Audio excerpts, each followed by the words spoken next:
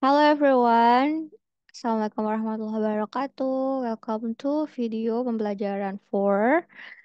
Dan teman-teman semoga selalu sehat. Hari ini kita akan membahas materi kelanjutan dari meeting yang lalu, yakni tentang video pelajaran keempat. So what is our theme today? Let me share the screen first. Hari ini kita akan belajar tentang software, programming language, and also networking. Kalau kemarin kita udah belajar tentang software itu apa, kita akan melanjutkan nih tentang programming language dan juga networking, oke? So, what is the meaning of a programming language? Apa yang dimaksud dengan bahasa pemrograman nih? Bahasa pemrograman is an artificial language designed to communicate instructions to a machine. Jadi bahasa pemrograman itu merupakan bahasa artifisial yang didesain khusus untuk memberikan instruksi kepada mesin. Di sini particularly-nya adalah komputer ya. Jadi bahasa pemrograman yang didesain khusus untuk memberikan instruksi kepada komputer. Nah, programming language can be used to create programs that control the behavior of a machine and or to express algorithm precisely. Jadi bahasa pemrograman itu memang dibuat khusus untuk mengontrol perilaku dari mesin tersebut gitu. Dan untuk mengekspresikan beberapa bentuk algoritma dalam sebuah komputer. Sehingga bahasa pemrograman ini memang diciptakan khusus untuk komputer ya, teman-teman.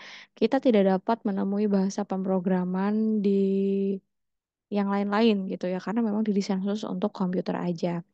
We can find too many programming language such as Pascal, C++, Visual Basic, Visual Fox Pro, Java, dan lain-lain. Ini adalah beberapa bahasa pemrograman dan tentu saja teman-teman di sini mungkin sudah banyak yang mengetahui ya tentang misalnya Java, tentang C++ gitu ya. Dan kenapa bahasa pemrograman itu berbeda-beda gitu. Kenapa diciptain nggak satu aja gitu kan. Jadi kesannya kayak ribet banget gitu. Banyak banget bahasa pemrograman yang harus kita pelajarin gitu. Nah, di sini bisa kita tarik kesimpulan bahwa yang namanya bahasa pemrograman itu punya beberapa tujuan masing-masing. Misalnya kayak Java, itu kan bahasa pemrograman yang digunakan untuk mengembangkan website tertentu atau mungkin Pascal untuk membuat game dan lain-lain gitu ya. Jadi memang bahasa pemrograman itu diciptakan untuk mengerjakan program tertentu gitu. Jadi nggak sama ya. Begitulah kenapa bahasa pemrograman itu berbeda-beda. Nah, setelah kita belajar tentang bahasa pemrograman, kita sekarang akan membahas tentang information network atau jaringan informasi. Sebenarnya ada tiga teman-teman ya, cuman di sini masih dibahas dua saja. Ya, ini yang pertama ada LAN dan yang kedua ada WAN. Jadi networking itu yang LAN singkatan dari Local Area Network.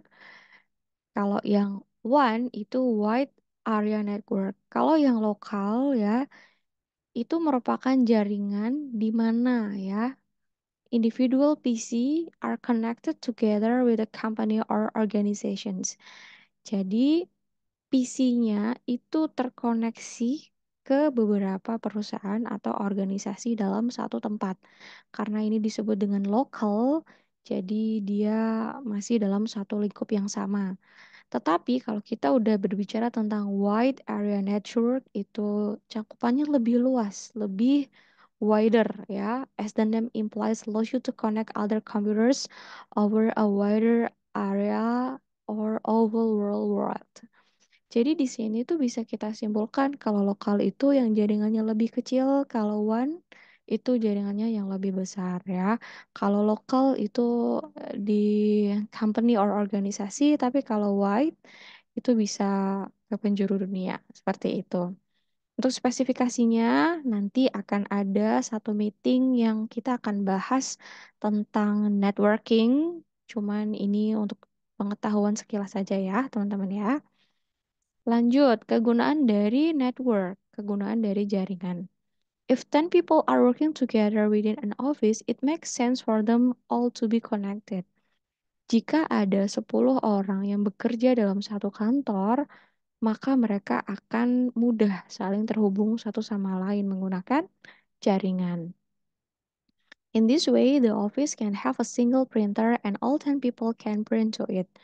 Apabila dalam satu kantor terdapat 10 orang dan punya satu aja printer, nah di situ kan ada network ya, maka orang-orang itu dapat menggunakan satu printer tersebut karena bisa memaksimalkan dari kegunaan jaringan.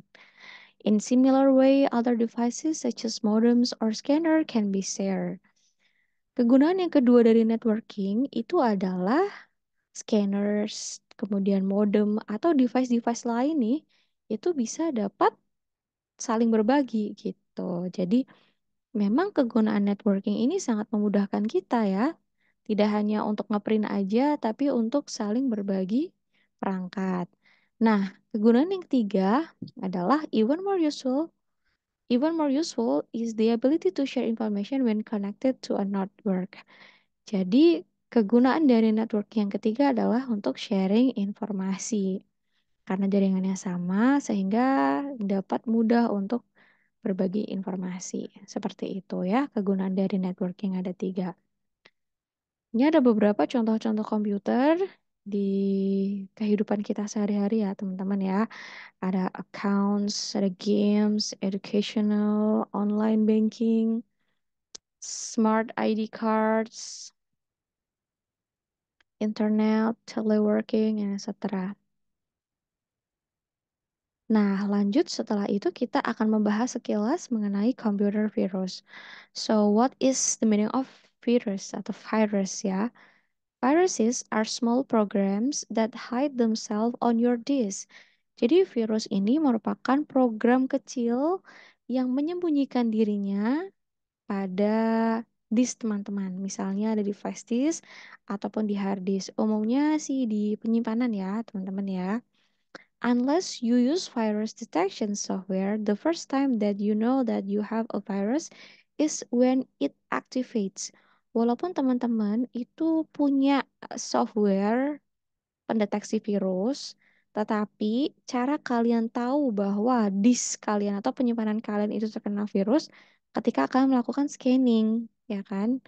Biasanya tuh ada notifikasi gitu loh dari pendeteksi virus bahwa disk teman-teman itu mendapatkan virus gitu.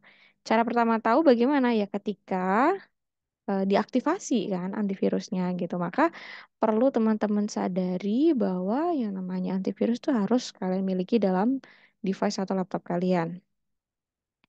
Different viruses are activated in different ways.